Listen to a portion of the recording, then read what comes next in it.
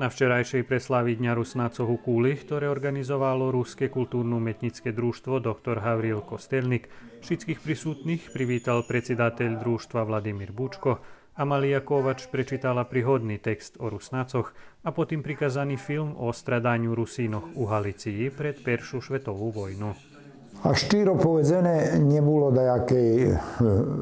dajakého veľkého pririchtovania i richtanie dajakej väčšej preslavy, ale sme zadumali, že ipak by trebalo otrímať dajaký schod, daco, co by označilo, že naše šveto tu teraz še otrimuje i že kerjoteljo, co god možeme da pririchtame i da na to sposob dáme do znanja i našim ľuďom, i druhým, že my to trímame i že chceme to, da še otrima i dalej.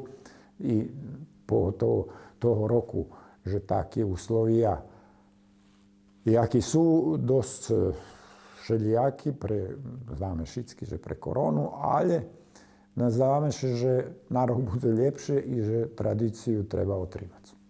Po zakončeniu programy bolo druženie zo zakúsku, ktorú pririchtali domášni.